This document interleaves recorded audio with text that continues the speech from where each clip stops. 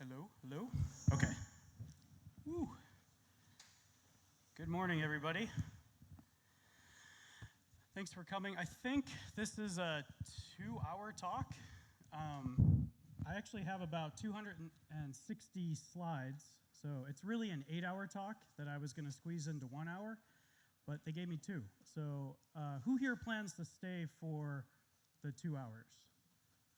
All right. Okay. Do you think we'll take a break halfway through? Do you guys want a break? Okay, yeah. Excellent. I normally don't give breaks. I don't know if there's Budapest law that I have to give you a break. The government, Orban, requires 1 hour, 30-minute break. We have a lot of material to cover. I want to start off real quick. I was looking through my emails on the plane out here, trying to remember when I first engaged the Budapest community, the tech community. And funny enough, you can't really see it here, 2013, May of 2013, I was reached out. I'm sure, right, like all of you know the folks from Prezi, this person, Gabor.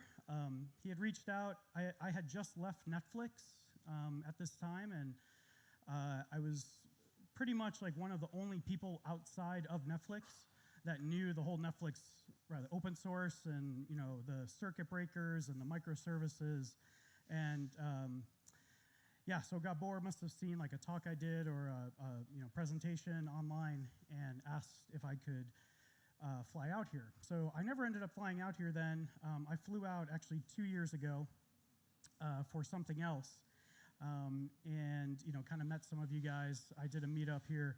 And then actually this week, I just did 2 more meetups. So I've recorded all that, posted it. You guys are actually getting the superset of both of the talks. So you'll get the whole thing, for better or for worse. But yeah, that was 2013. And then in December, I got hooked up with the Ustream guys. I worked for the IBM Spark Tech Center, so we have a little bit of IBM overlap with the Ustream stuff. And it sounds like Ustream is also now integrating with the IBM Watson stuff, which is really cool. I don't know much about what IBM's doing these days. I know that they renamed the Spark Tech Center to be the Spark or some kind of AI center. So it's not just Spark anymore, which is kind of cool. So I know that they're doing more and more like TensorFlow and things like that. Who here uses TensorFlow? Really? Oh, it's the same guys. Oh my God. Yeah, do you use it too? In the front? Okay. Awesome. It's funny because I used to talk a lot about Spark, and 4 years ago I would ask that question, and there were only a few Spark people, and then now it's 100% people use Spark for the most part. So I don't know if TensorFlow is going to have that quite of an adoption rate. There is a fairly There seems to be a bit of a barrier for people. With Spark, it was very easy to go from Hadoop to Spark. To go from Spark to TensorFlow is a little bit more involved, and it's not that easy. I'll actually talk about some of the projects that bridge those gaps, and they're in different states of usefulness and that kind of thing. So the titles change a little bit. It's basically the same thing. This is actually more from, yes, I do this workshop with the O'Reilly folks, the book people, and it's a 2-day thing. If you're a Safari member, I don't know if you guys have access to Safari, you could actually get the full 2-day version. So there's a couple of different versions. I'm going to cram the 2-day version into 1 day, into 2 hours. There's going to be a lot of material. I like to say this up front. You're not going to catch everything. Don't just please hang in there. Don't leave. If you do, if like something doesn't make sense, just wait. There's a lot more material and things will start to sink in. So we'll be covering TensorFlow, of course. We'll be talking about CUDA. I'll actually show some CUDA code, some C++ code. I'll show, of course, Jupyter notebooks. And who here uses Kubernetes? Did anyone go to the KubeCon last week? There was Kubernetes conference in Copenhagen. I was not there. I had some commitments actually on the East Coast in New York and that kind of stuff last week. So there was a big Kubernetes conference. If you get a chance to go to KubeCon, they've basically rolled in all of the CNCF projects like into this one conference, and they kind of highlight it as a like Kubernetes conference, but they cover a ton of ground. It's machine learning, it's microservices, it's operations, it's a whole ton of stuff. Good software engineering practices, good software architecture. They post all the videos online too, by the way, so you can go out there and find them. Okay, so I think this all came out already. I run this Advanced Spark TensorFlow meetup in San Francisco, and I purposely keep the word, right, that first word, the advanced word, to kind of differentiate us. Like, we're not a marketing meetup. We don't. I saw the transition. I make fun of Databricks a lot, by the way. Does anyone here work for Databricks? Yeah, occasionally I get one or two. Okay, good.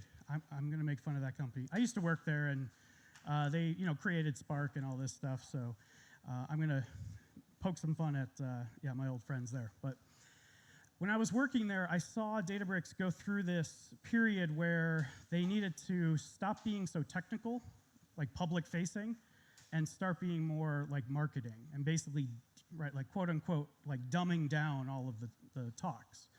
And this like drove me crazy. So when I left Databricks, I joined IBM's Spark Tech Center, and I said, hey, I'm thinking about starting this very, very technical meetup, and I don't want, like, you guys, IBM, I don't want you there. I mean, I'm going to be there, but I don't want any salespeople here. I don't want recruiters here.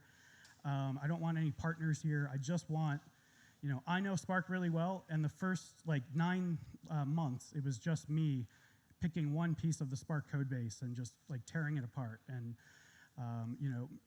and it got big. There's about, I think, there's almost 1,100, or there's just over 10,000 members, I think. We're the #1 Spark meetup, which is really cool. So, like, my point here is, if you do have that, like, intuition that your company is getting too soft, or you're spending a lot of time talking about the marketing stuff, there are ways to like satisfy this. You can go create a meetup. It's a lot easier in San Francisco, of course, than it would be here. We have a lot of sponsors and a lot of people paying for the food. I just don't let them talk. I'm like, zip it, stop talking. Okay, and there's tons of videos. There's about 3 years of video here and slides, tons of material. Here's that workshop, the O'Reilly thing. That's the 2-day one. All right, let's get some intros. Oh, and then these were the 2 meetups that were earlier this week. So EPAM and Prezi, thank you so much. Super cool office spaces. Last time I was here, I did a meetup with the EPAM folks and went to the bar that's in the Google building or whatever it is. And I discovered the Palinka, and I discovered a lot of Palinka. And actually had some last night, and yeah.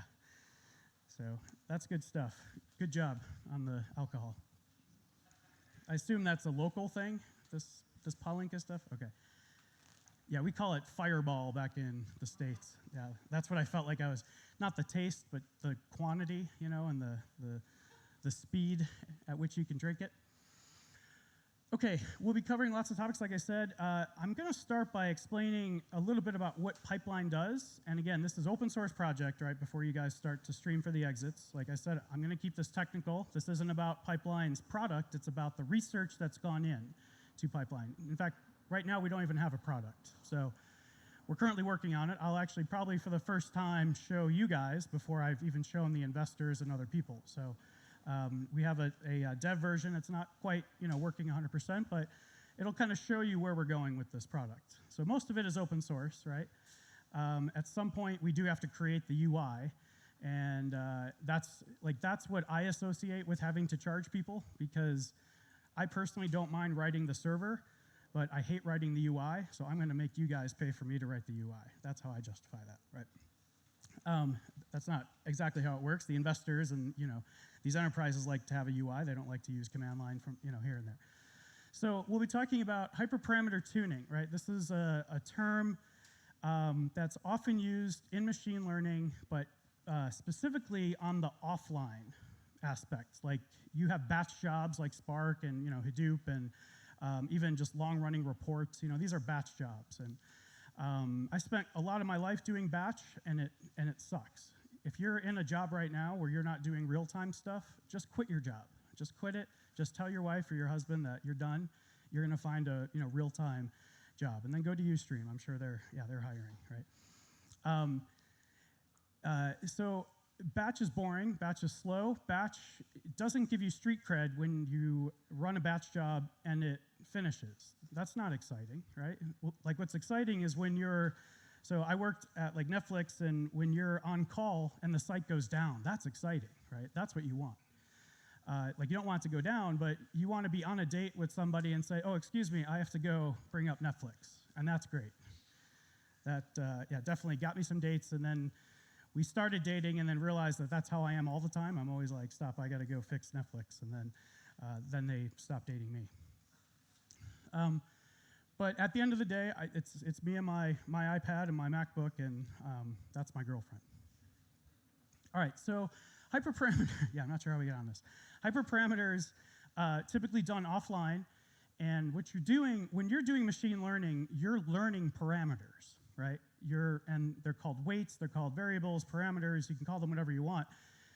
You're trying to create a function that can predict, that can define the current set of data so that you can predict future data, okay? And what you're learning are parameters.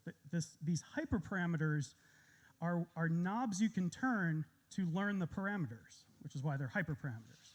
Some might call them metaparameters. I wouldn't call them that because nobody else does, but that's kind of how it is.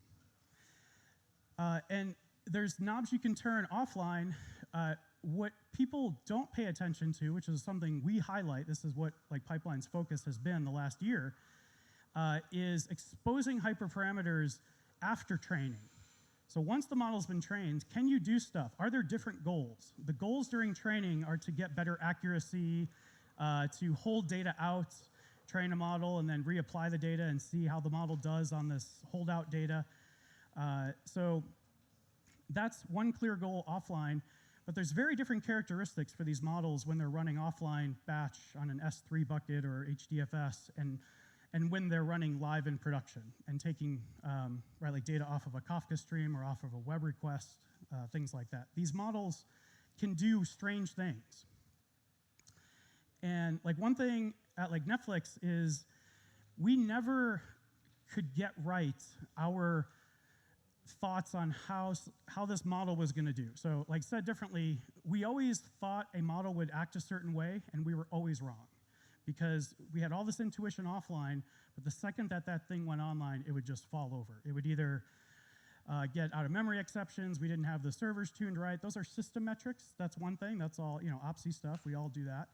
But this is actually the predictive power of these models. And so instead of tearing down the old model and pushing up that new model and then the whole thing falling over, we would run side by side, right? These things called canaries. This is pretty commonplace now. This is like often used in the context of these microservices where you deploy a canary microservice. But if you take that same concept and apply it to these machine learning models, now you can run models side by side. And so some of you might say, well, what happens if the user ends up on one and then ends up on another one and it's a different model? And yeah, so that's a problem, but this is something that is certainly, you can split the traffic based on user ID. There's tricks you could do to make sure the same user ends up on the same models. Also, there's another thing you could do, which is shadow mode. So most of the time when you talk about canaries, you're talking about splitting. So there's like 20% goes to the new model, 80% goes to the existing model. Now think of a case where you're sending like 100% to the main model, the champion, if you will, and then you're shadowing, right, like a percent or all of the traffic over to that new challenging model or set of models, right? So this is very powerful. This basically gets rid of your gut feeling, right? If you've noticed, we've probably all become a little bit more data-driven throughout our lives. Like growing up, we were probably gut-driven because that was all we knew.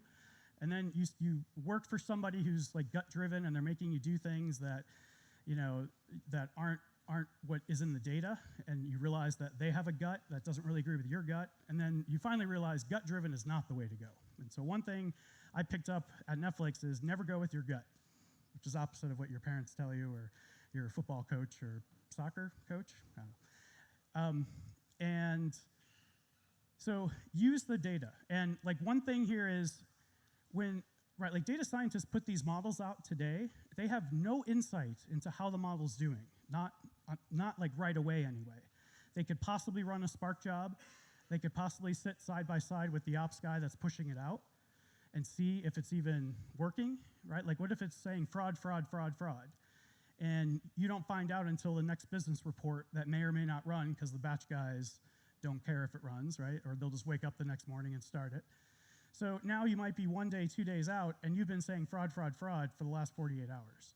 When really, like you could have caught that if you had some dashboard, live dashboard, right when you put the model out.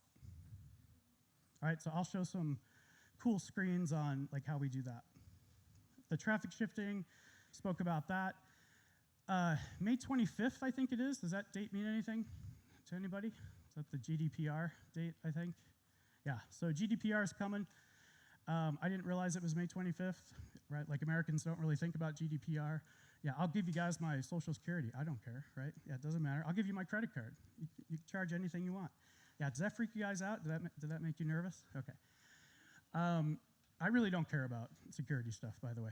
My company does for sure, but personally, yeah, it hasn't really, like, it's weird talk because I have a really good friend in Germany, and what happened just the other day, like, I think the credit card receipt came and I just left it on the table like I always do because, you know, I don't care. And she was like shredding it and like doing all kinds of stuff and putting it in different trash cans and everything. I was like, what are you doing here? This isn't that big of a deal. Anyway, May 25th is coming up. It is going to be a big deal. So most of machine learning, traditional machine learning, can be explained, right? So that's why we haven't really been hearing about this too much recently, or up till now. These neural networks have a hard time being explained, right? So that's kind of a fundamental. We could talk about some of the like details there, but just know that these neural networks are powerful because each individual neuron doesn't mean anything in particular, or like doesn't have that much value, not unless it's part of a whole network, right? So this is something we'll talk about when we talk about precision of the parameters, 16-bit precision, 32-bit precision for the floats or for the parameter floats that we're going to learn through training. We can actually drop down the precision because each individual neuron doesn't matter anymore. It's the fact that they're connected together, that they're working together, that's important. So when you have a situation where it's more of a connection and thousands and millions of connections, that's hard to say, this is why we like denied you your credit score or your credit like application, something like that, right? So it's becoming harder and harder. So the new trend now is to actually create smaller models and then compose them, right? This is a common pattern in software architecture, software design, where you want sort of smaller pieces that you then compose in different ways. And so gone are the days of these gigantic like neural networks, like the Inception network for like image classification, right? This network is huge. It has hundreds and crazy connections and these little offshoots and that are compensating for weird things that you would have to study and read 1,000 papers to understand. Now this trend is smaller models, and then each of those can feed into the final prediction. But now you have a little bit better chance to explain because each of those models has been trained on a smaller set of data, a specific type of data, this and that. So you can get a little bit closer to the explainability. This is something, we've always had model ensembles and model composing. People have used them as ways to get higher accuracy and things like that. But these are now becoming critical for the explanation, especially for these neural networks. And so I'll show ways we could actually trace a single prediction through the pipeline system and see which models were actually involved. Okay, so again, I'm doing this in the context of pipeline because this has been my life for the last year and a half. You can do, so this hyperparameter tuning or hyperparameter optimization is the other way to say it, can be done at training, then all the way through the pipeline. There's a lot of knobs you can turn after training, which we'll talk about here quite a bit. You can actually generate like hardware-specific things. So your model, let's take TensorFlow, for example. We love TensorFlow, not because it's the hot new thing, but because it's very, very production forward, production thinking. This concept Google uses is train to serve. We're training a model to use it, to serve it in production, not to just let it sit in a Jupyter notebook on a S3 bucket, offline batch kind of scenario. So there's ways to actually take this model. You can do tricks. You can drop it down to 16-bit. That's called weight quantization. You can fuse layers together after this has been trained. So you could actually take, if it's a super deep network, you could start to fuse them together and pre-calculate and smush together all those weights. That way, when you're doing the actual prediction, the forward propagation, which is all a prediction is, all of those have been pre-calculated, and you just do one calculation, let's say, in the extreme case where you can pancake them all into one layer, which isn't what you do, but theoretically, right?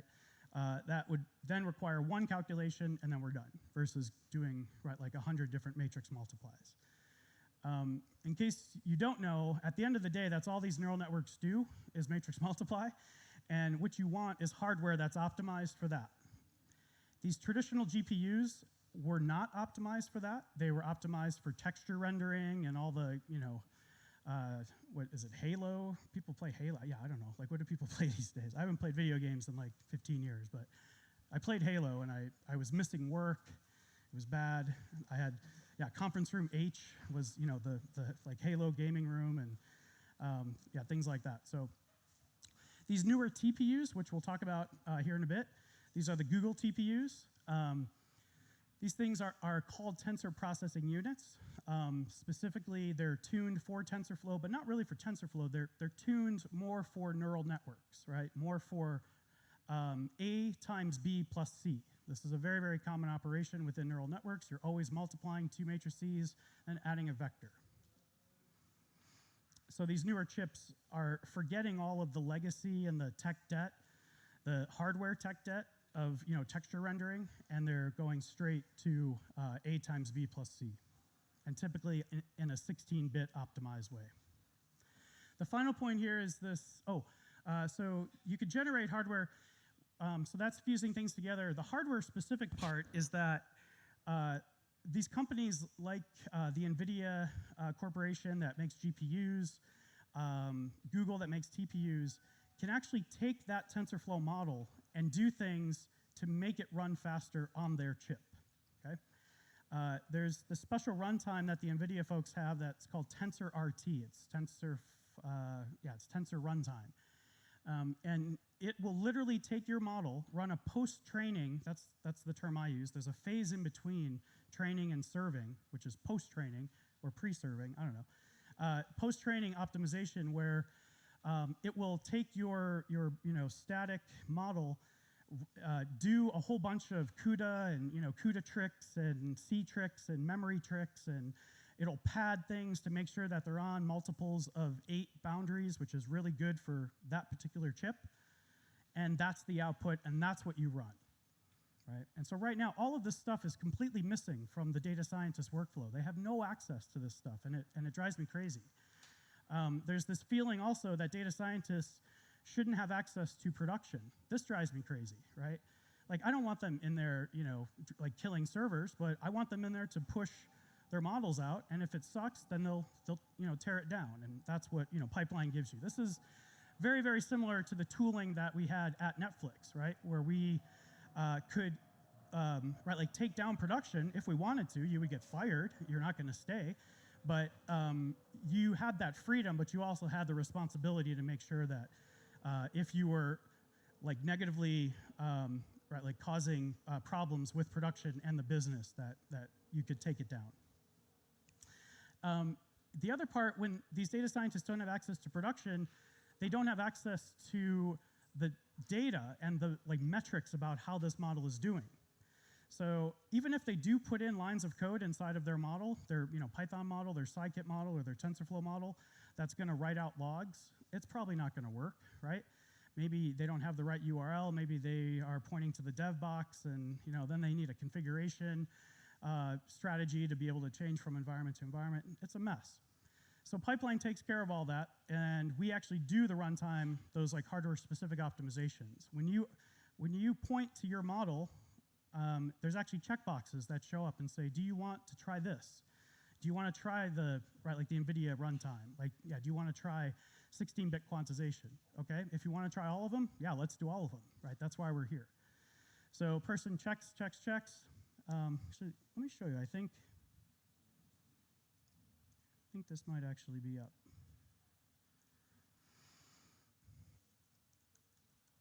And this is very early. All right, so let me show you one thing here. So we're calling this a service. So we've added a service. We call these services because right away we want you to think about this model as an executable, as something that's doing something. It's serving, right? So we've got a bunch of sample models here, TensorFlow. You could also have Python, whatever. So these are the trained models. These are the trained characteristics here. This is how much time it took. Here's the training accuracy, loss, things like that.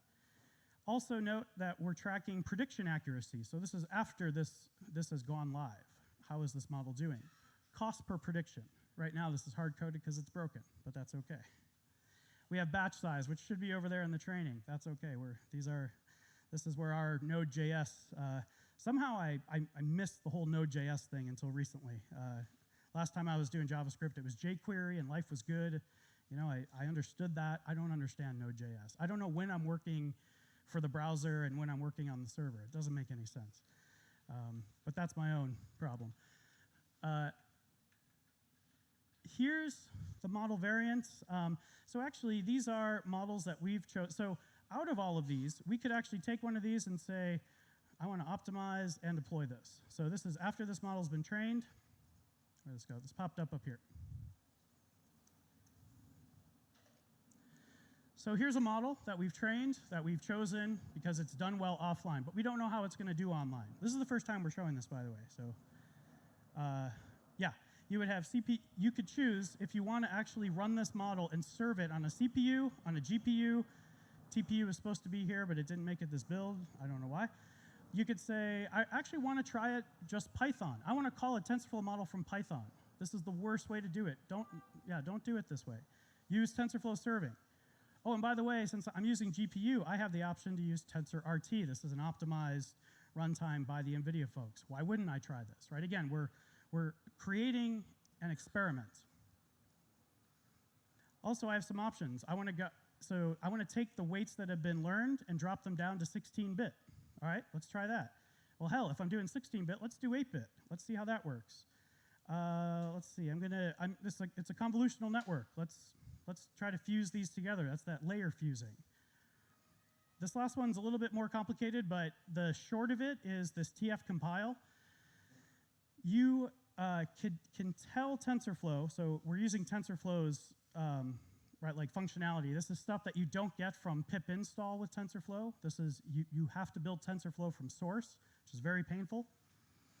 You get this single binary. You can point TF compile to your graph.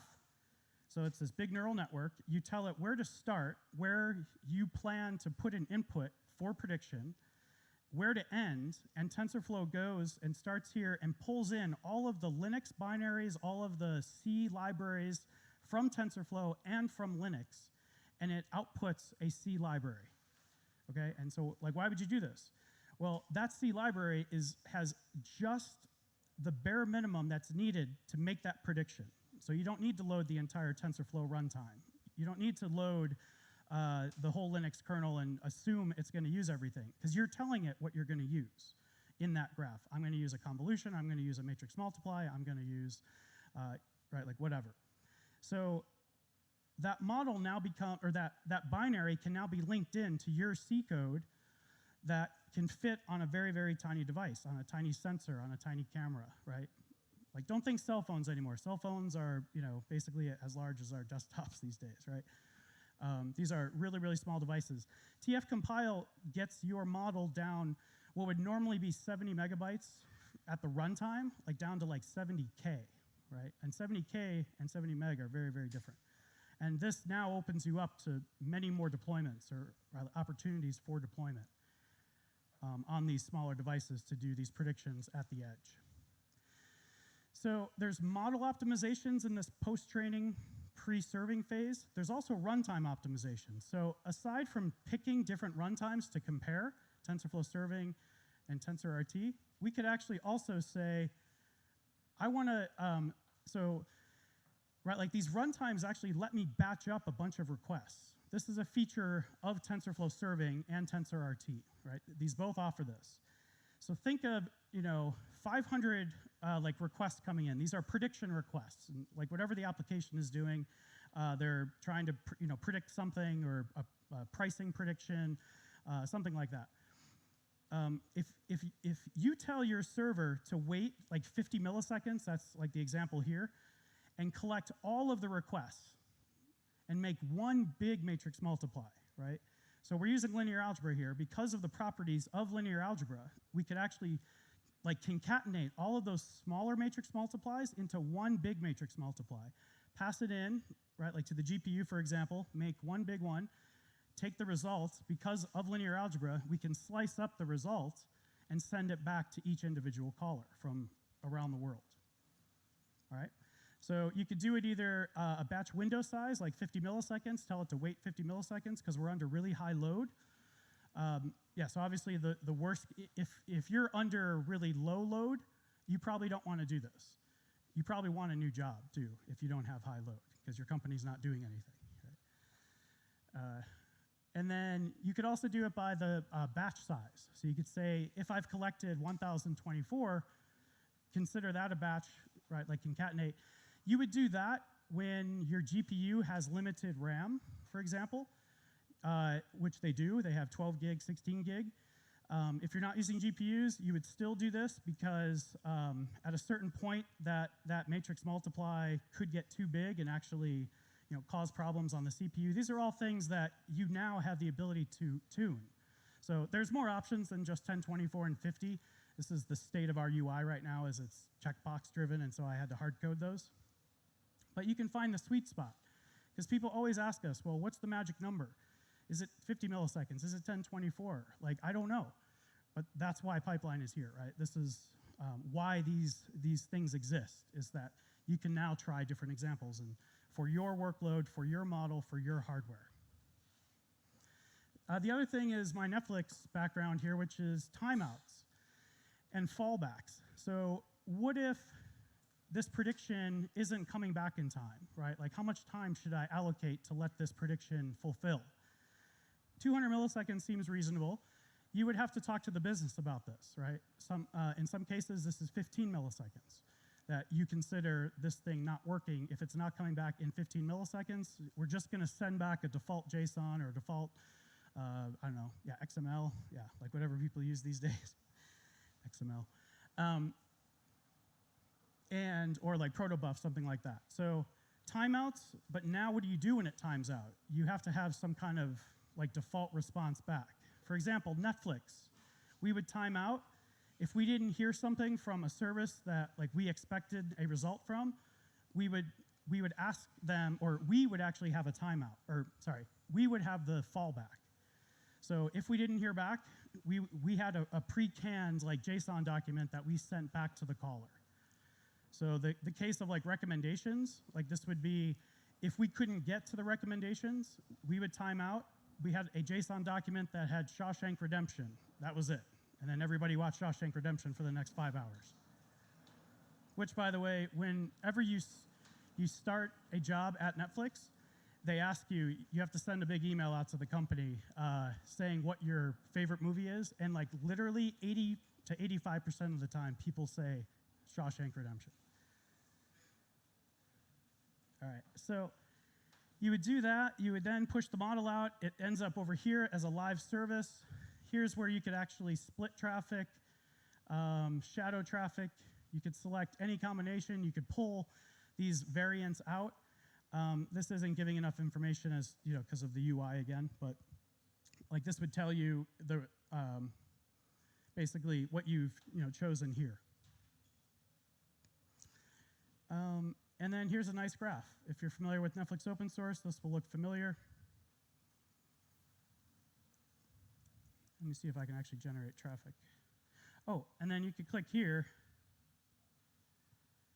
and get the curl request and actually call it directly. So grab this. I have to change the URL, I think.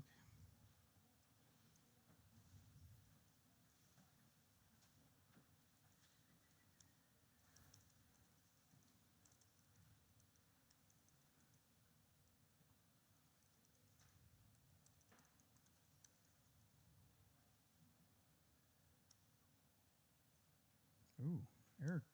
Oh, so we got an error, so that's good. All right, it's connecting, it's just giving us an error.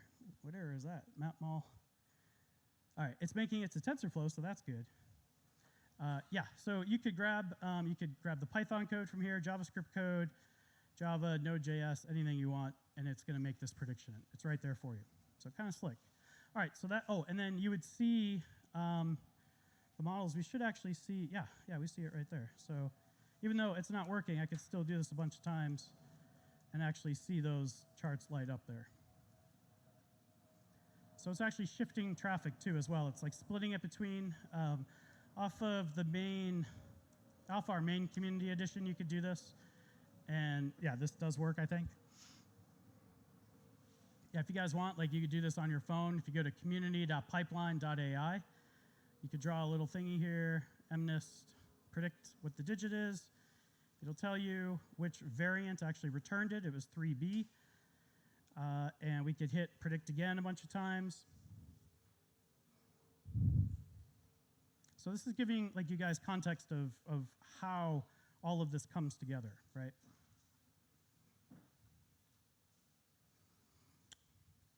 My browser's locking up here. That's not good. There we go. So this is using a lot of Netflix open source behind the scenes, like a lot of the high availability. We have Chaos Monkey and everything killing instances, making sure you could start them up. Funny thing about Netflix, you guys probably know about Chaos Monkey. There's something called Chaos Employee, where they basically would fire somebody every 3 weeks or so. This isn't actually true, but this is what it seemed like, you know, having been there. They would just randomly fire somebody and see how the manager could then form around, make sure the manager was doing a good enough job. They would fire high performers, they would fire low performers. Didn't really matter. So this like Chaos Monkey thing is like really funny to me because there's a real life version that affects families and people's futures, and but you know, to them it's all just kind of a team building exercise, maybe you could call it. So here we could actually shift traffic. So here we're seeing traffic go to 3B. Let's put 100% to A, and let's see if we see A getting back. So now A is returning, right? So that's 100% shift over to A. B starts to go to 0. Now let's actually shadow traffic to B. So, you know, this is all like REST API driven, back to the pipeline stuff. This is all, yeah, this is open source, by the way. That UI isn't, because I'm punishing you guys for making me write it. So I'm going to make you pay for it, because I hate JavaScript. So here, yeah, my browser's like freezing up here, but essentially A and B are going to be taking traffic because I'm shadowing traffic to B, and A is the main. So you see that A doesn't change here. We're still returning that prediction from A. B is getting a best effort. It's a fire and forget, right? So A is not affected by B. If B is down, A is still going to return. We just lose visibility into how B is doing relative to A. And B could be a GPU version, B could be a TensorRT version, B could have weights quantized, any combination of those checkboxes. And the hyperparameter tuning, all of these things are hyperparameters. They're not usually called this once you leave the model itself. But now this is runtime hyperparameters, this is optimization time hyperparameters, and yeah, so you have access to all these. And the tuning part is that you would deploy a whole bunch of these, see how they do. Like, you only have to have one instance just to see how it does. It's getting traffic, you can, you know, relative see how it's doing. So, okay, back to the slides. So that's a little bit about 1 and 2 and 3. So number 4 is the holy grail of machine learning, is what people consider this. This is continuous model training. This is very, very cool. It's very, very scary. This is not something that you probably want to do. What we recommend, because continuous model training is you've trained the model, it's offline, it's moved into production, and you continue to train. And this is starting to become more favorable now because these neural networks are set up to continuously train. In fact, when you train a neural network, even offline, you're sending it batches of data. And you could stop it at any point and say, I'm done, or I'm going to take a break. And I would send more data then later.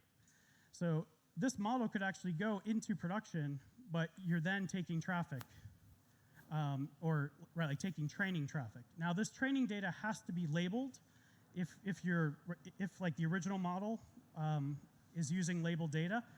So that's always a question. Well, I have a hard enough time getting data from S3. How am I going to get it flowing through production? And yeah, even if I can get to it, right, like how do I label it? And so there's ways to do this, right? Like you could label a scenario, a particular model goes out and you can label it as being accurate based on if someone chose to purchase or was led to click on an ad or something like that. That's a form of a label, so you can start to get an idea. That's one way to do it, right? But this becomes very complex. And when you start to change things that are running live in production, this is very scary. This is how, times when like Netflix has gone down or Uber's gone down, these like Facebook, it's always about updating configs or updating something that was previously working and trying to do it live in production. And so this is why we go back to this sort of canary thing. And so for continuous, we actually recommend doing discrete, like continuous, right? And so by that, I mean, train every hour, that's fine.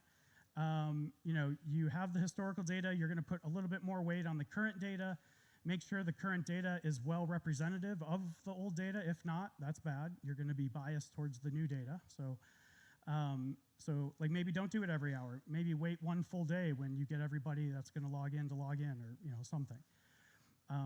And then build a new Docker image, right? That's how we roll. We actually take your model, we build a Docker image with the runtime, TensorRT, TensorFlow serving, bundle that. That's what you now move from environment to environment. Not the model itself, but the actual Docker image. And so build that every hour, or every 24 hours, and push it out and follow the normal path. Push it out as a canary, make sure it doesn't tip over, maybe let it run one day. Maybe it's not good enough to let it run just 1 hour. There was a very famous outage at Netflix. I don't know if we ever released the actual details on it, but we would always spin up a canary cluster as big as the original cluster. So if we had 5,000 servers, like model servers, or like stream servers, we would have 5,000 of the canary. And we would be sending traffic to the canary.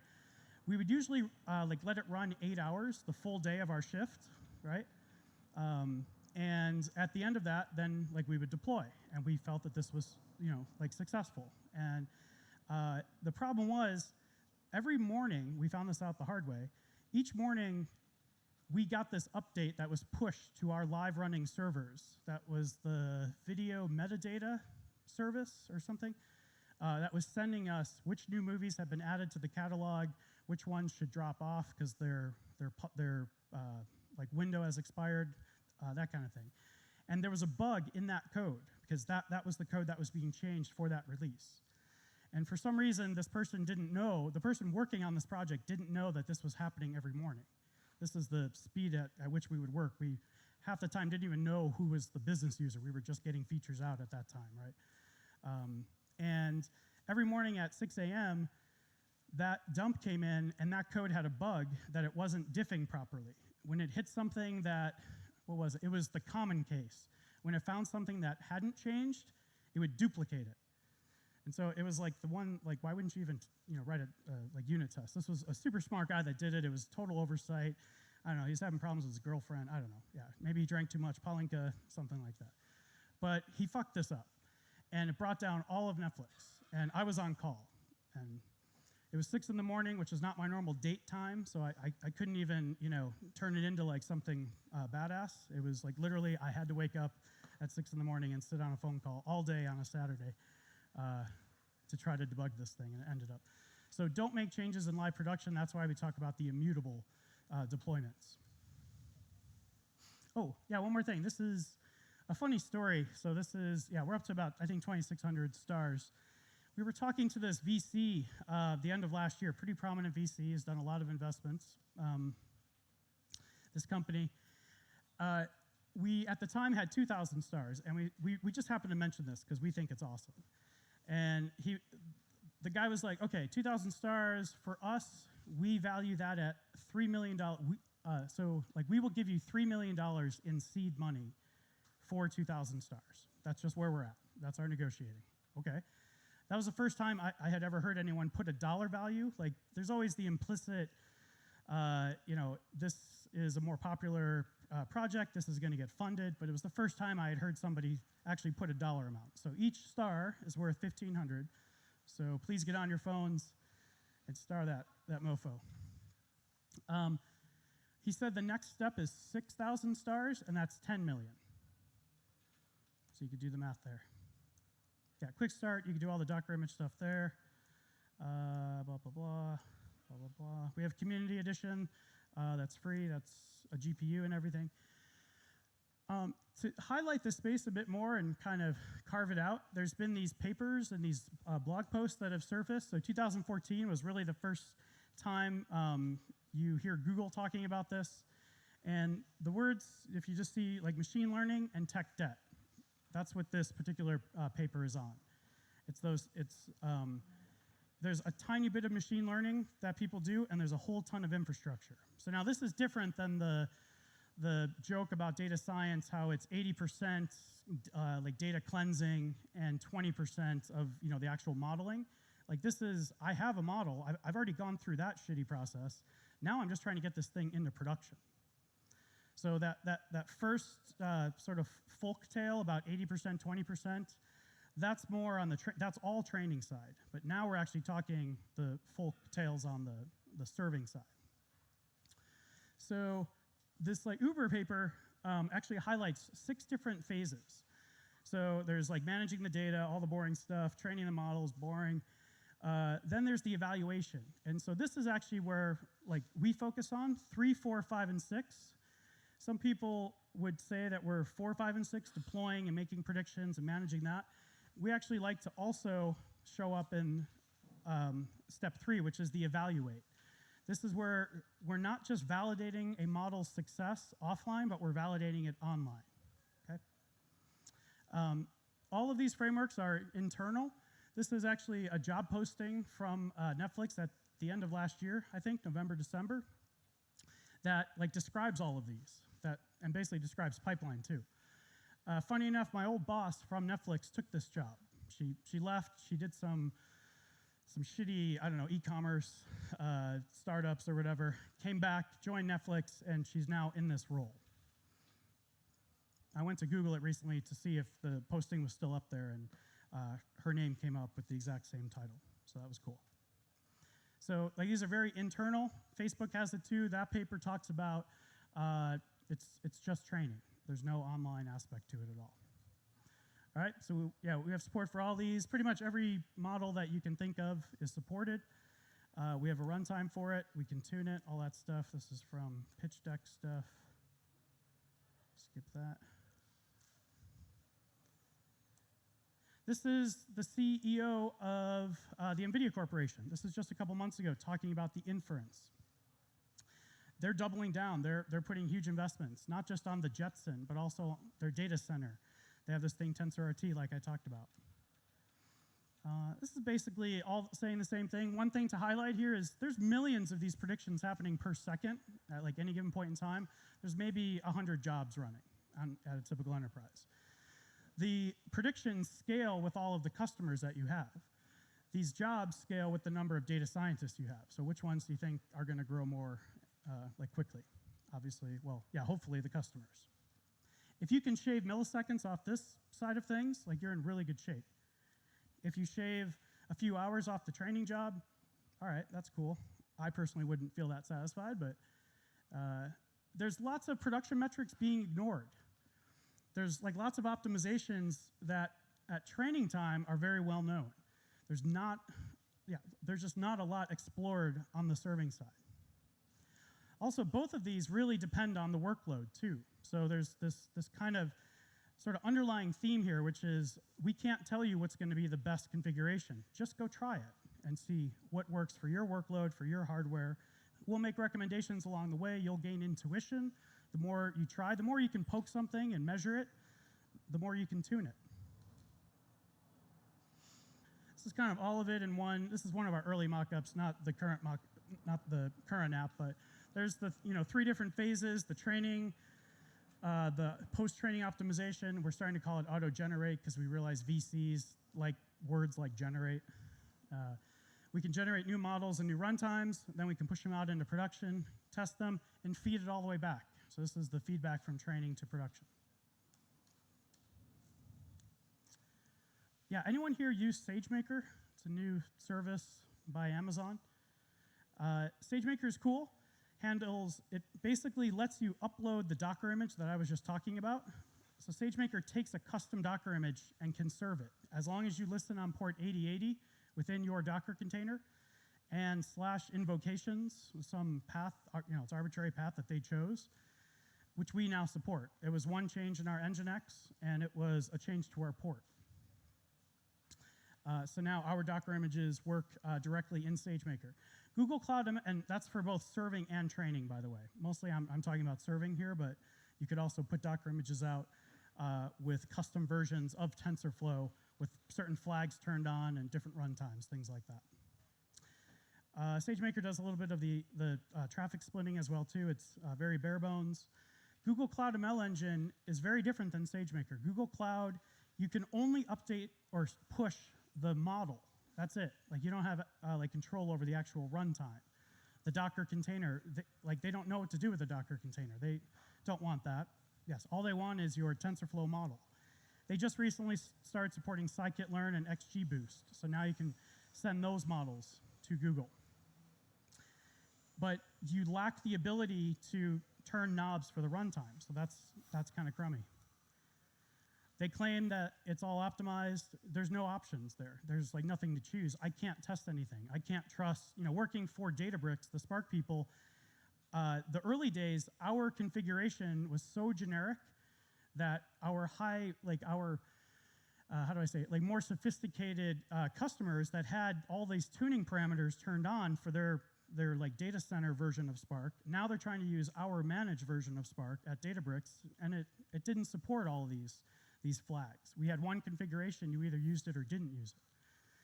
So that's the state Google, and they've since changed. Now you can select the instance type, and you have a little bit of control. I still don't think you can control garbage collection and things like that in Spark with Databricks, but yeah, they're not starting off good here. Actually, yes, Amazon supports TensorFlow better than Google Cloud Platform, which is kind of weird.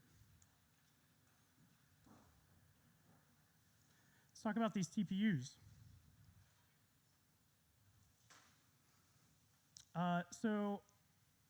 Yeah, Google Cloud offers, so these are Google Cloud only. These are called tensor processing units. They're essentially the next generation of GPUs, and they're optimized. They're actually much simpler than GPUs because they don't have that legacy debt of the gaming industry.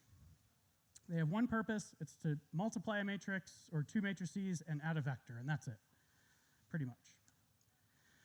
So these things are super fast. I believe this is the configuration that trains that AlphaGo and all that stuff. You probably read some of those papers, AlphaZero. I believe this is the pod of TPUs. And what's cool about these TPUs, so classical GPUs, traditional GPUs, like to be by themselves. Maybe you can add 2 or 4, but then it gets really tricky, and the physical communication between the GPUs is not optimized. The NVIDIA folks recently released, just at that same conference a couple months ago in San Jose, something called NV Switch, which is NVIDIA Switch, and it's a hardware think of it like a hardware like bus, right? Like an event bus that all of and then there's 16 GPUs now that all communicate through this hardware bus. And it's taken them like 15 years to do this, right? These GPUs it's not natural for them to work together. These TPUs are meant to be right, like combined in pods. The work kind of spreads out, kind of pulls in. You could actually add and like remove TPUs during a job. You could run a training job and add TPUs. This is crazy. So now we have potentially auto-scaling during training, which just doesn't, with TensorFlow right now, TensorFlow CPU, TensorFlow GPU, this like does not exist. These TPUs are $650 an hour, which is a lot. They're pretty powerful. I don't have specific details. I have some quotes about other people doing benchmarks. We don't like to do benchmarks. They're always a tricky thing. The only option that you have when you're creating this TPU is, do you want TensorFlow 1.6, 1.7, or 1.8? And in a week or two, 1.9. One thing that's interesting is they actually had a drop down for TensorFlow 1.8 before 1.8 was officially released. And if some of you are very open sourcey and think about Apache, and this probably raises a flag. Well, wait a minute. How can they say, so this 1.6, at the time I took this snapshot, 1.6 hadn't been released. I mean, it's like an open source project, of course, but keep in mind, TensorFlow is not bound by the Apache stuff. So when I was at Databricks started doing this, and Databricks got into a lot of trouble. They were actually giving customers, paying customers, a drop-down for the latest Spark that had not yet been released. And this is a very bad practice. This is giving Databricks customers preference to a project that's primarily run by the same company. That's exactly what's happening here. There's no governing body. So I'm just pointing things out. I'm not making accusations. I personally like the version of TensorFlow that they use there because it actually compiled, and I can barely get it to compile. And it has all the 16-bit flags turned on, and it's been tuned for the TPUs, and that's all I want. I don't care. But this is potentially a very, very slippery slope. This is also a bit shady, since we're on the Google, maybe more evil than we think, shady. This is from TensorFlow. This is called TensorBoard, and it's a way to look at your training job. So during training, or even after training, you could look at this job, and you could take a look at the neural network that you've created through code. And so this is valuable. You could see, okay, this is how this is connected. Well, one day, I installed the latest TensorFlow 1.6, and I found this button down there that says TPU compatibility. I was like, oh, that's awesome. I want to see, can I run my graph on a TPU? I was running this on Amazon. So this is on Amazon running open source TensorFlow with a button that refers to a vendor-specific hardware chip. This is potentially scary. It's showing me, so we have TPUs, and we support 92% of your graph. This number actually is much closer to 99% now than it was when I took this snapshot. So what's happening here is they're saying, oh, by the way, aren't you curious to see how much faster your model could be on a TPU? Well then, so all that they're missing is a link to go get $300 credit for Google Cloud and start using TPUs. So yeah, just keep this in mind. One more thing, since we're on the topic. We spent about a half a day paying for $650 an hour for some TPUs times 5, because we had 5. Spending money trying to figure out how these things work and trying to poke them. All of a sudden, we hit this error. So we had pulled down a data set. I think it was ResNet or MNIST or something. We pulled it down. So when you provision a TPU, you actually have to provision a CPU and then attach the TPU. So these are network attached devices, right? Not one profile. So the CPU, pull down this data set to the local file system on the CPU. I then added a TPU. I told the TPU, I pulled down some code from the Google site or the TensorFlow site to run TPUs, ran it, and I got this error. And I Googled, so the error is in the upper right, and it's super cryptic, and it says file system local, not understood. I'm like, what the hell is this? So I Google it, and it's on the Google Cloud FAQ. So fortunately, they know about it. They've documented this. Oh, if you're seeing this, it's because we require when you use TPUs, you have to use Google Cloud Storage. So here I go from innocent, pathway. Okay, well I'm going to try TPUs. That's cool. Oh, well now I actually have to load my entire data set into Google Cloud Storage before I could even try these TPUs. Very slippery. This is why I will never get a job at Google, by the way, this talk. But we're all friends here, right? We all keep this between us. All right, profiling things that come with the TPUs. You get this new profile tab. This is TensorBoard, again, open source tool on top of TensorFlow. It actually shows you the input pipeline. So not just the TPU itself, but it shows you how are you getting data to the TPU. Because Google is not shy about this. They know that they have a very fast accelerator, and that the bottleneck is pretty much almost always getting data to these accelerators, right?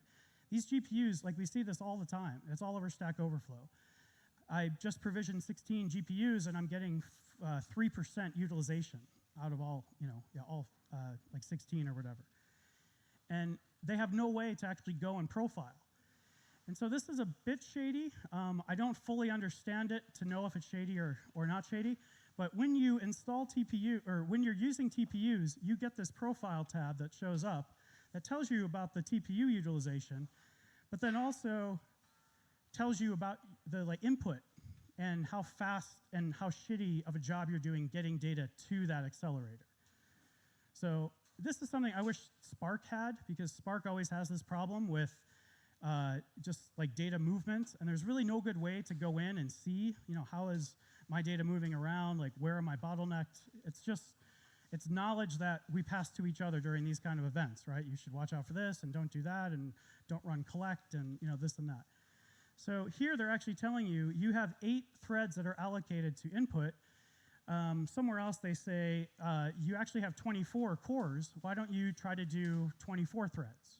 Why are you only limiting this? The CPU is underutilized. So it's Google adding this profiling feature to make their TPUs, to get data to their TPUs, to make their TPUs faster. This does not exist for CPUs and for GPUs. And this is useful for anybody. This shouldn't just be limited to TPU, but it only comes when you are using TPUs. All right, 12. Do you want to take a break? Or keep going? Keep going? Keep going. All right. That was enough. Oh, that feels a lot better. Whew. All right, so here's an example of the phase of auto-generation or post-training optimization. This is, so for example, this is simple linear regression after it's been trained in TensorFlow, and it's 92 nodes. And this is where these graphs want to continue to be trained, right? And so this is in training mode. It's not ready to be served. When we serve it, we actually want it to get back to its original state. We're doing this to learn B and W, those parameters. Once we learn B and W, let's freeze them, is the term, freeze them into the graph and make them constants, B and W, and this is what we deploy. And so this takes extra effort. They've made it easier because TensorFlow is very production focused, but you still have to do some tricks. And there's a bit of domain knowledge, there's a bit of experimentation, and that can never be just an out-of-the-box experience because of your workload, the size of your matrices, the number of your nodes and layers and things like that. These are all dependent on choices that you're making. And it does require a human at some point to actually try these things out and then compare them and make decisions. So here we're doing the TF compile, like I said, and this is the command line version. This is where we go 70 megs down to 70K for this model. and it's a .so file, so we can link it into our custom C app. We're also reducing precision down to 8-bit, making the math faster, multiplying 2 8s. You could actually put 4 of those 8s into one 32-bit core and do 4 at a time. You get a 4x speed up. Pretty powerful. On the prediction side, so when you participate in the pipeline platform, open source, all you do is create this predict function. And it's purposely generic. It's taking in bytes, and it's doing something, and then you have to return bytes. That's it. Some of you that prefer schemas are not going to like this. You have to do your own schema. You could potentially, this is why you test, right? We've gone back and forth. Each new hire that we have wants this to be, like a formal schema, and we have to talk them down. We have to keep them from quitting. Don't worry, you'll still get by. Let your OCD pass a little bit. We're passing in anything, and we're able to return anything. And this same function now can be used behind a Kafka stream. It will just take like Avro or Parquet something, and then we'll return whatever. Typical web request response is almost always HTTP and JSON. So a lot of our examples use that. That's the bare minimum. If you do the bare minimum, you actually get a bunch of charts already. You'll see how much time is it taking to predict without doing anything. The framework already has this all wired up. We're using Prometheus. We can pump out to Datadog, out to CloudWatch, whatever. We have connectors for all this stuff. If you want to get fancy or have one particular piece of your model, so logically, these predictions are actually 3 steps. They take the input, they transform it from JSON into NumPy, let's say. They then make a function call to scikit or to TensorFlow. Then they take the response and convert it back into what the caller is expecting on this real-time web request, for example. So going from NumPy back to JSON. We had one customer where they were using the simple version, and this isn't the paid version. This is just a more advanced sample of the same open source. They were doing this all in one method. They didn't have monitors. Oh, and so you can add a monitor to each step or as many steps as you want, and then they start showing up here. So now this is our predict. This is how much time is taking to predict. Green is how much time I think it takes to transform the request, so that's the first one. Yellow is how much it takes to go from the NumPy response back into the JSON response. So before we had this, all we had was one number, and it was that overall prediction time. What happened was they had actually, so all of this was in one method. They didn't have separate monitors. They had changed the request transformer to use, I think it was pandas, like a different Python library to, I think it was CSV actually. And because they had heard pandas is faster. The problem is pandas is faster in a batch context when you have thousands and millions of rows and thousands of columns.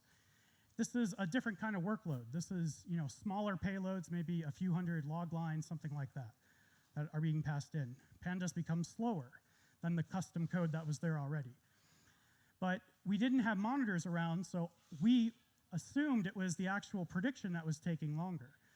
The overall prediction time took about, it went from I think it was 3 milliseconds to 35 milliseconds. And we were looking at the model, and we were testing it offline and testing it everywhere, and we couldn't figure it out. The model hadn't changed that much. When we went in and put timings around each individual call, we found that it was this new code that we didn't catch for some reason. And this green line actually went up above the blue. So it was taking longer to fire up pandas, do a conversion on just a couple hundred lines of logs, and the actual prediction was way down here. And so that's a clear indicator that you've messed up something other than the model. All right. So here, this is the pipeline CLI. And what we're doing here is we have the same model, the exact same model. We're generating 3 different Docker images. And we're changing only the runtime and the chip. So runtime is TensorFlow serving, chip is CPU. We're going to compare to TensorFlow serving GPU. We're then going to compare those two to TensorFlow, or to TensorRT, the NVIDIA one, GPU. So with just 3 commands, you could actually create this experiment of 3 different Docker images that will get pushed out to production. But even before going to production, you could actually run a load test locally. This is a Docker image that's been built on your MacBook or your Dell or whatever people use, like Windows people use. You can create this Docker image, start it up.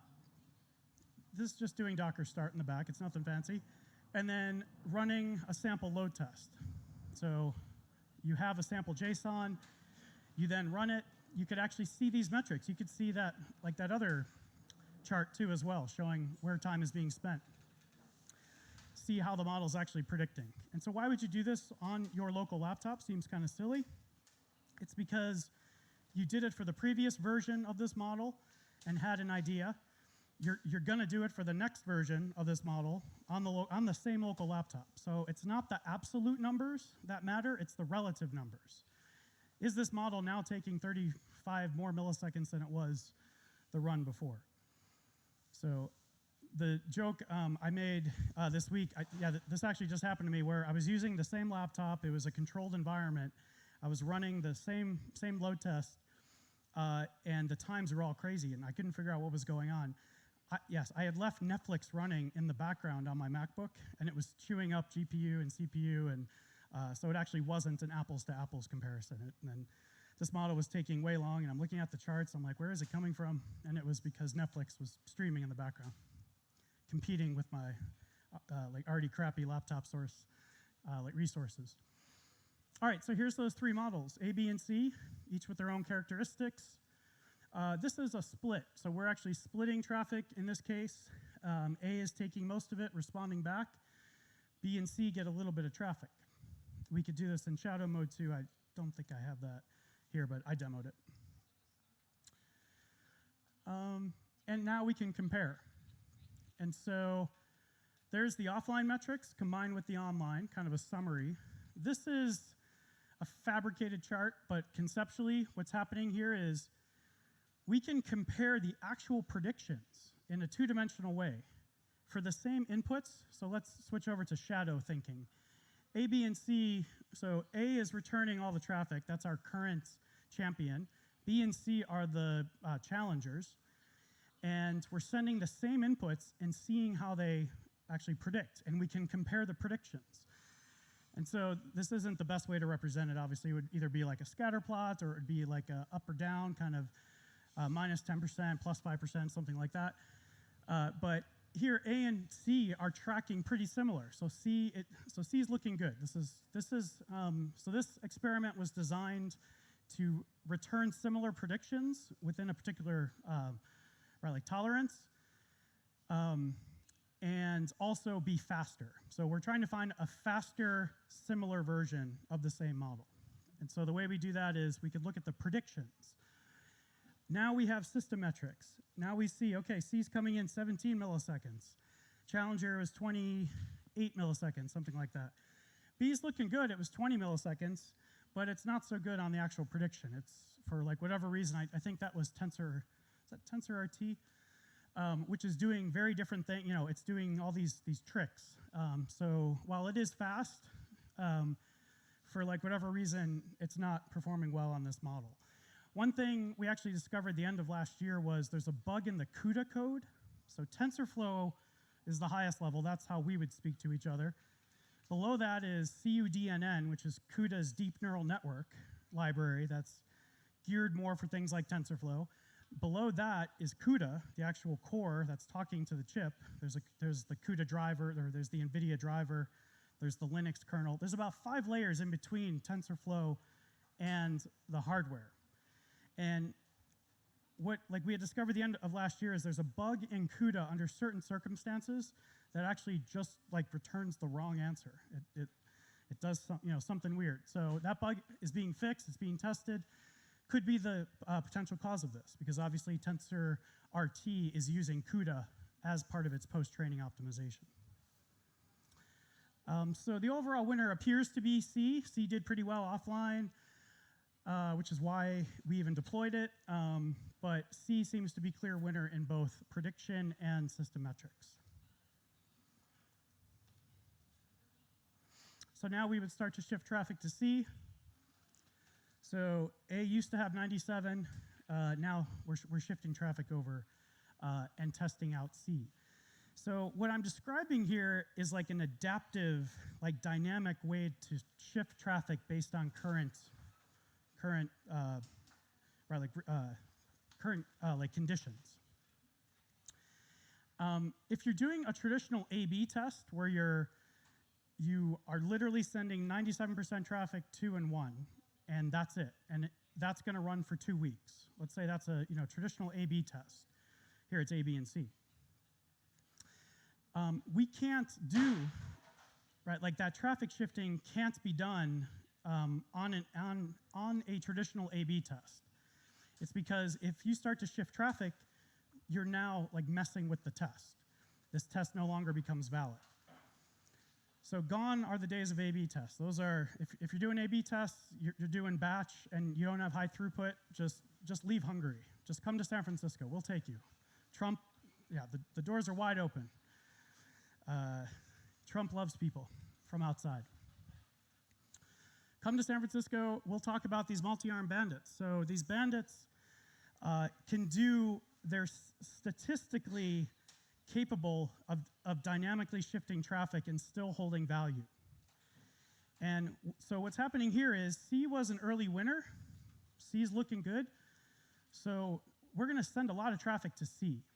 Right? This is very similar to my dating life. When I find someone I like, I start to call them all the time, phone them, ask them how they are every day, and then either it's good or it's bad. Either we date for 2.5 years or I never talk to them again.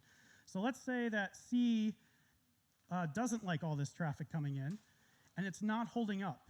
It was an early winner. It's not holding up. Now we would spread traffic back to A, B, and C and find a new winner, and then shift traffic over to A or to whatever. Maybe A, the current champion, is still superior to B and C. It's very possible. But these multi-armed bandits are actually meant to terminate early. The sooner you can get people out of a bad test cell, the better off the overall experience is.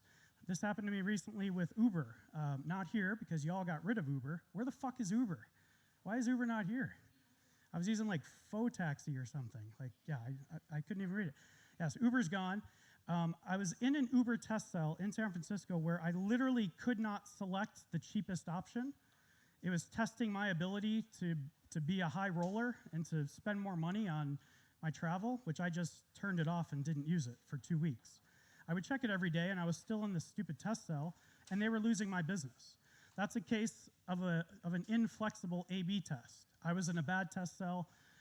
This test could not shift me out of it early. They had to run it for the 2 weeks and prove that people like me are cheap asses. I'm a very frugal guy. Yeah, I don't like spending $650 on TPUs, but I did. So here, these multi-armed bandits, we can then shift traffic, find the stable winner. That's actually the winner for the most time. You can calculate how much value is left in these tests, in these multi-armed bandit tests. There's ways to calculate it. When you drain that experiment of its value down below a certain threshold, let's say 5%, there's only 5% value, we can then terminate and choose that as the winner and move on. All right, a couple other things here. Yeah, again, this is all in the pipeline context, but this is a result of our research. Let me show you this. Oh, so this is how we could actually trace. We're using Zipkin and Jaeger and the open tracing stuff, but you could actually trace a request through and see which models were involved in the prediction. I'm going to show something here that's pretty slick. So you might be familiar with this term confidence, right? So it's not good enough anymore to just make a prediction and to return what you think this handwritten digit is. It's not good enough to just say it's a 2. what you want to do is return its 2 with this confidence. Here it's 43% or 48% for the middle one. These are 3 different models that have had different results. And also show all of the other options, or maybe the top 10, and the confidence of all 10 of those. Because this is significant, because there's a point in time when the worst case scenario could be this is 0.1, 0.1, 0.1, 0.1. It's an unconfident prediction. It'll likely return 5. Kind of the, median value, whatever. So it's still going to return 5, but let me go to the next screen here. So this is that case. It's 0.1, 0.1, 0.1. We can actually trap these and pull them off and send them to a Slack channel. This is how bored we were one day. We actually started sending these like unconfident predictions into Slack and letting the actual data science team, which was about 20 people at the time, manually label these things, fix them. So these are unconfident predictions, which are very valuable to go in and relabel, because these are right on those if you picture a data set and it's sliced 10 different ways evenly, you want to shift those that are right on the line, either one way or the other. So that's what this is going to do. And they actually they went beyond the data science team. This proved to be so valuable that they went beyond data science team. They actually opened it up to the whole company. At the time, it was 2,000 people. Then they realized certain people were spending all day doing this because it was so fun. People were getting called into their boss's office. So they decided to actually outsource and pay other people, because this is fairly manual labor. It's kind of fun, especially because you could do it in Slack. And now the result of this goes back into the training. And now you're training with this new data. So very powerful.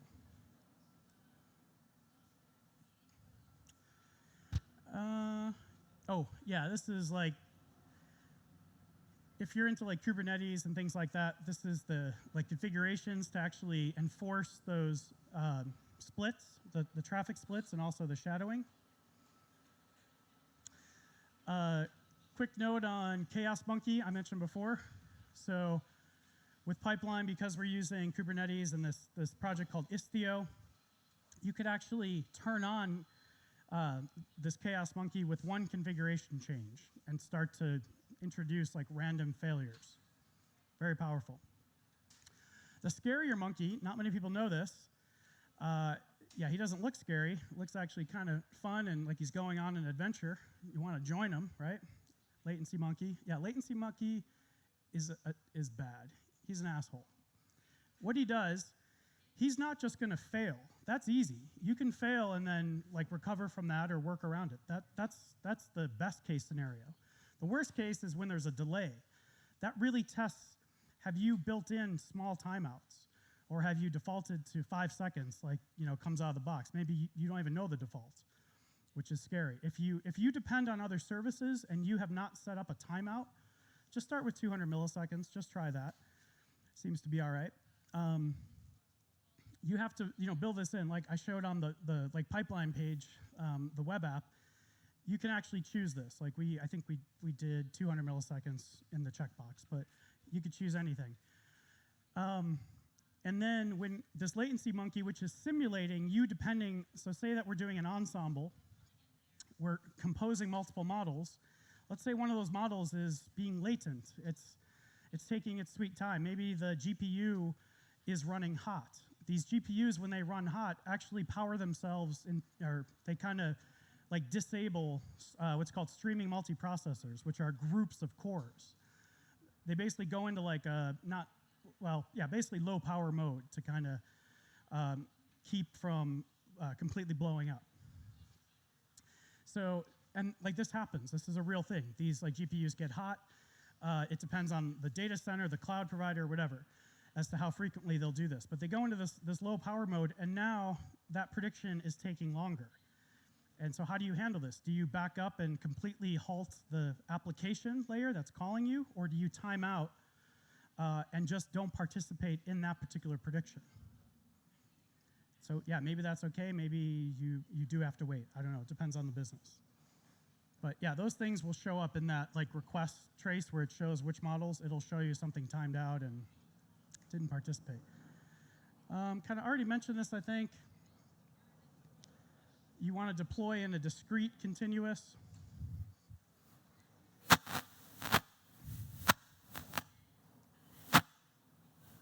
me see. We have about, I think, 20 minutes or something here, so I'm going to flip through. Here's what I was saying before. It's actually upside down from how I described it, but you have TensorFlow that we use at the common folk layer. We then have CUDNN, which are the CUDA ninjas and the PhDs from NVIDIA. And you have CUDA, then you have the low-level driver that's actually talking to the chip. We think we're talking to the chip at CUDA, we're not. That actually then goes through the Ubuntu Linux kernel. There's a lot, and then it goes to the hardware, which is not even on, it's above the header up there. There's a lot of stuff. There's a lot of places where there can be bugs. So I mentioned earlier, CUDA, there's a bug in the CUDA layer that's affecting everything above it, or in this case, below it. And if you don't know it, you're just going to get bad predictions or bad training. The other hard part is getting Docker in there. So there's a slide before it. Oops, going the wrong way. Using TensorFlow with GPUs is very painful. This was my 2017. This is all I did, was get this to work. Kubernetes plus plus Docker with this thing called the NVIDIA Docker, which wraps Docker and sets up. So there's Docker, there's Kubernetes, there's TensorFlow, there's the Linux kernel. All of these things have to be all talking to each other and all compatible with each other. And there's always one thing that you mess up, or that I was messing up. And this is the happiest moment. This is the NVIDIA-SMI, which I joke is short for smile, because when you actually can run this and it shows, you finally smile after like 4 weekends of painful configuration. The one thing that bites me, and I finally figured out how to work around it, is when you're working in a cloud environment, if you just ask for an instance, a VM or a cloud instance, EC2 instance, with just like Ubuntu 16.04, it's going to give you the latest kernel that they have applied all of their patches to. And this is dangerous. This is something I was getting burned every few weeks. I would get a new, I didn't realize it. I thought, oh man, did I mess up the TensorFlow build? Like, what's going on? What's happening is, behind the scenes, the cloud providers are constantly updating the actual kernel. So like when you ask for just Ubuntu 16.04 and don't give it a specific date, they usually take snapshots at a date, you will get a different version of the Linux kernel, guaranteed. The person next to you that spun up the instance a few days before has a different version of the Linux kernel. Even dot versions can mess up the compatibility between CUDA and the NVIDIA drivers, the CUDA toolkit. This has bitten me more than once. In huge rooms, I would spin up 500 GPUs, and half of them would work and half of them didn't, and for weird reasons. Also, TensorFlow with a CPU is actually very sensitive. If you get placed on a cloud instance and just ask for CPU, you might get the Intel Haswell, which is the worst. You might get Broadwell, which is okay. You might get Skylake, which is really good. These are, on the Intel side, has different.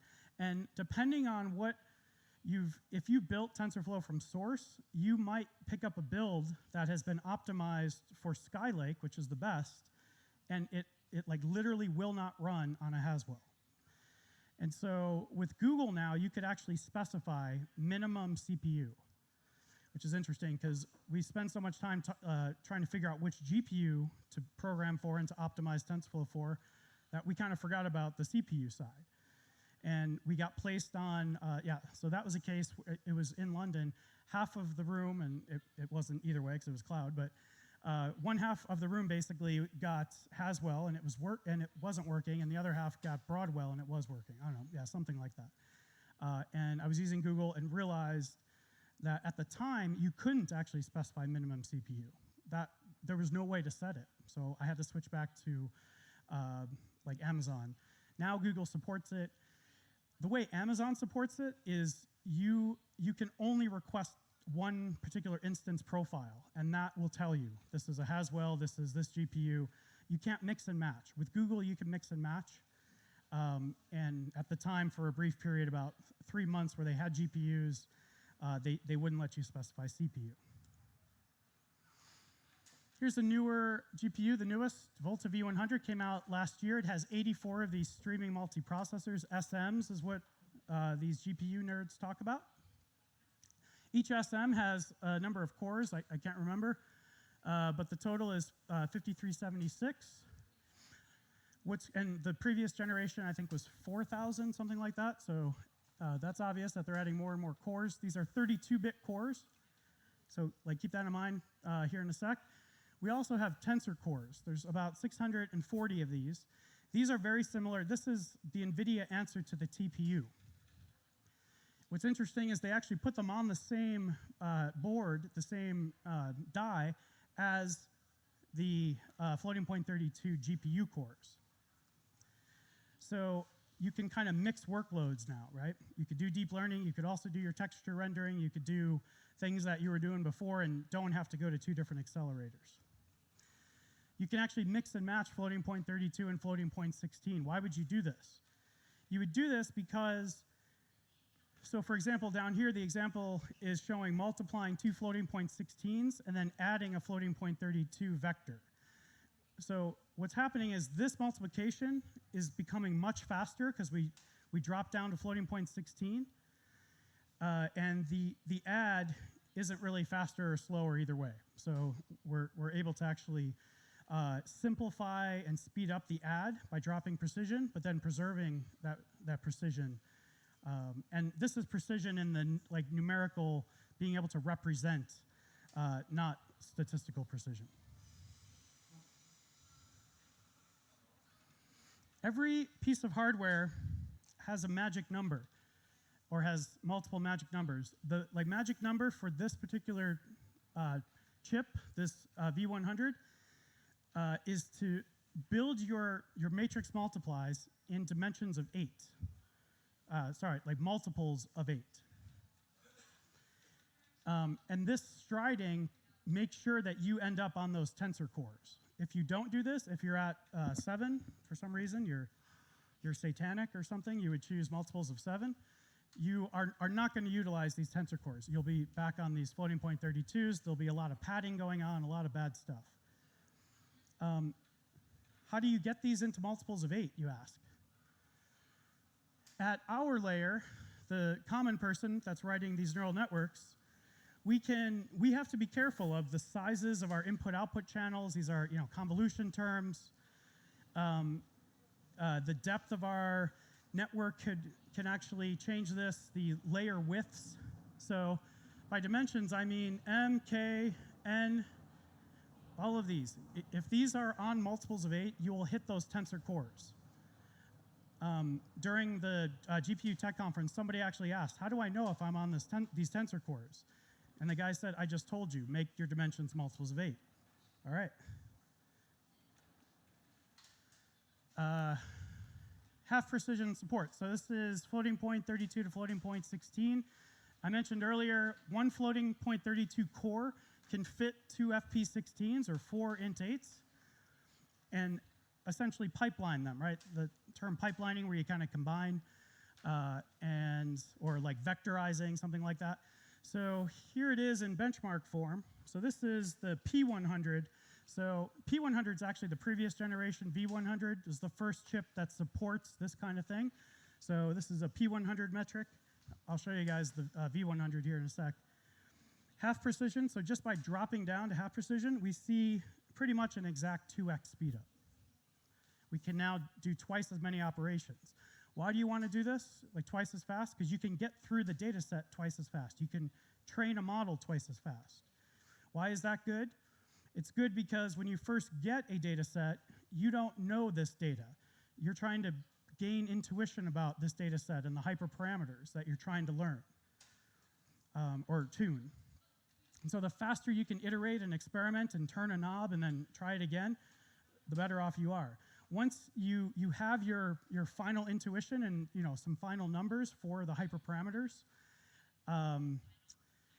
Things like learning rates, this is a like gradient descent concept. It's the step size essentially that you're stepping through, trying to find the minimum. You can play with these values, get through the data set twice as fast, and then once those values are found, you can then back it up and do full floating point 32 training and skip the floating point 16. It'll take twice as long, but you've already learned and kind of gained intuition. Most people don't do that, actually. That's their goal. Like initially, they can't even imagine a world where they're not using the full floating point 32. Right, like dynamic range is the term that's used. It's a mathematical term for how much can we represent given a number of bits. They end up getting 97% like accuracy offline, and they're like, well, hell, I'll just keep it floating point 16. I'm likely going to drop it to floating point 16 anyway when I go to serve this in production.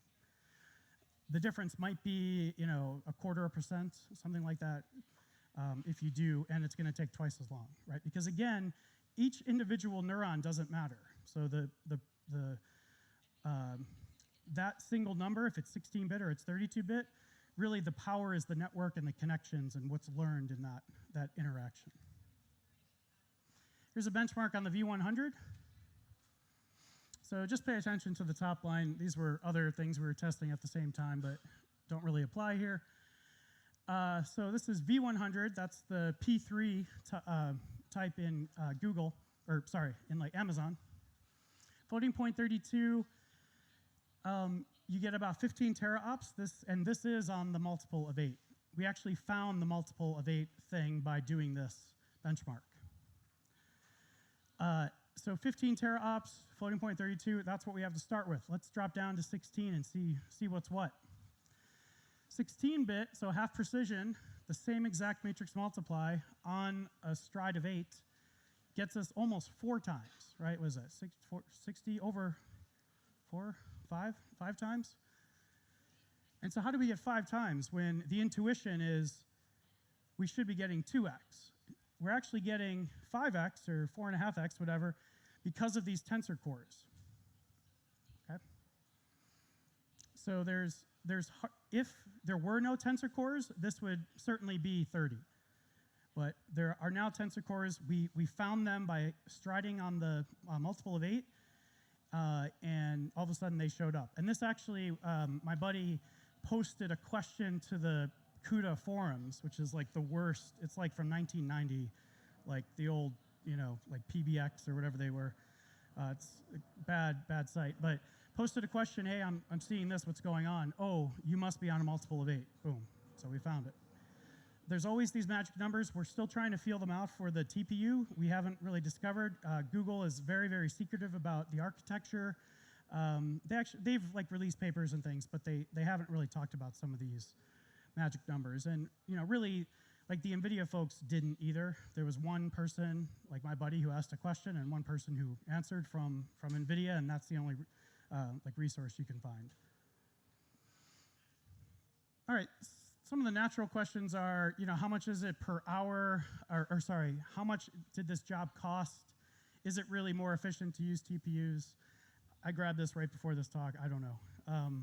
I personally don't have the intuition or the data to back this up if it's worth the $650. Google tells us all day long, yes, it is. Keep in mind that their benchmarks are on their TPU talking to their Google Cloud storage, okay? Which is not a very common configuration for like anybody. I barely know people on Google Cloud, let alone using the cloud storage. The history of half precision, this is kind of interesting. I stumbled upon a wiki article and figured I'd throw it in here. This company, the Industrial Light and Magic, makers of R2-D2 and all this kind of stuff, they, in 2002, had this commercial request. So they were doing a lot of like image processing and a lot of, CGI and that kind of thing, and they were blowing the bank. They were like spending so much money on memory and disk. They knew that there had to be a better way. They tried compression techniques, and that wasn't working. So they were working with NVIDIA, and Silicon Graphics actually did sort of the original work on this. The NVIDIA folks pulled this into their hardware around 2002, and then formally became this half-precision concept that like we know now with the Pascal P100 and the V100. So it's very interesting, and all these people are in the Bay Area. They all just drive down from Skywalker Ranch down to San Francisco, and so that's kind of neat. Yeah, it's all about dynamic range, the ability to capture as much as you can in the least amount of bits. There's this trick you could do instead of so when I say drop it down to floating point 16, I'm talking about linearly quantizing, so kind of shrinking it down in like a mathematical way. You can actually achieve higher dynamic range that supports higher precision if you just truncate the floating point 32. So don't do the fancy math, just truncate it. You're going to violate IEEE standards. Has anyone actually here read an IEEE standard in a long time? No. We use them every day. Very cool. I wouldn't worry too much about it. In practicality, this actually works really well. Just like truncate that floating point 32 down to 16-bit. Here's how you turn it on in TensorFlow. Bunch of flags. I think there's actually 2 or 3 more now in TensorFlow 1.8. These are the flags that Google has turned on in that little drop-down for the TPU. Do you want 1.6, 1.7, or 1.8? They've already pre-compiled with all of this on, and maybe some other secret sauce that we're not familiar with. This begs the question, if we're at 16-bit and maybe 8-bit, let's try 4-bit. Let's try 2-bit. Let's try to have a neural network where each parameter is 1 bit. This is crazy. This is craziness. This is what they're doing. You can actually, this is the intuition, the deeper your network is, the lower the precision and still maintaining decent accuracy. So why do you want to have 1 bit or 2 bit? Well, I said earlier that the math is faster, right? As you can sort of think through. There's this other benefit where the smaller you are, the closer you can stay to the actual ALUs, right? The arithmetic logic unit. The thing that's actually, those registers, right? To actually do these operations. When you're like a big bloated 32-bit, yeah, that'd be a good t-shirt, right? Like bloated 32-bit. You will get flushed down into like L1 cache, L2 cache, L3, depending on what the CPUs or the GPUs are doing at that moment. The smaller you are, it's like Tetris, right? If you're just a little square, you can fit in anywhere. So now, it's physically faster math once you're on the ALU, but you stay closer to the ALUs as well. Also, there's benefits. There's overall less memory, less bandwidth. For those of you that are eco-friendly, less energy.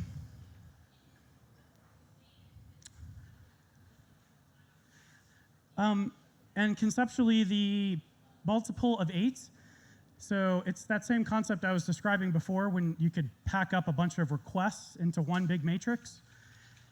So this is multiple of 4 because I kind of ran out of room.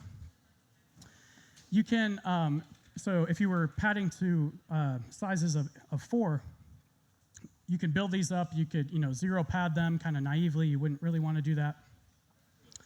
But there's real benefits into striding on those multiples of 8, like I showed. You hit that 4x or 5x to get on those tensor cores. Yeah, has anyone used Numba? Of course you guys have. Yeah, so Numba's pretty slick. If you've used NumPy, you know that NumPy is a Python library, but that's a thin layer on top of the C code. And so Numba is a thin layer of Python on top of a GPU kernel.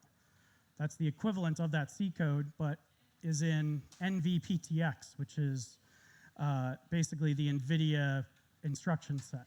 It's called NVPTX. It would be like x86 or something. This is kind of a hodgepodge here of slides. There's TensorFlow JS was just released. This is being touted as TensorFlow at the edge. This is all of us sitting in a room now, could be training on our phones, we could be participating in sort of decentralized AI. May 25th, We need a way to train models in parallel.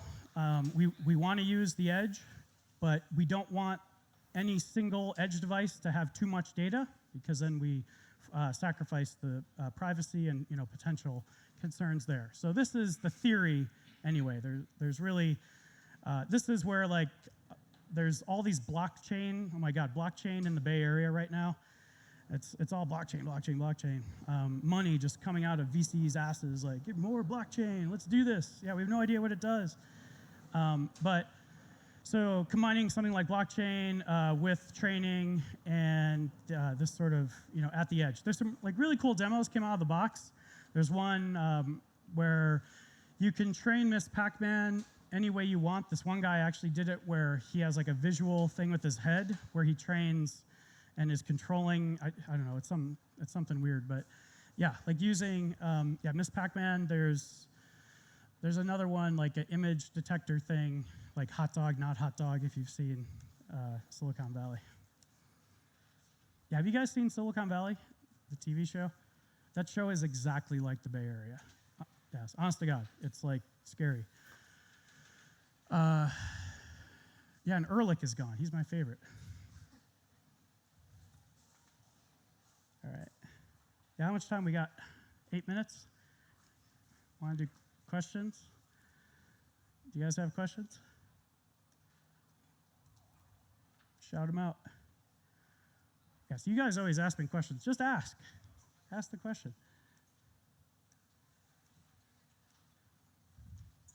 Let me see. Oh.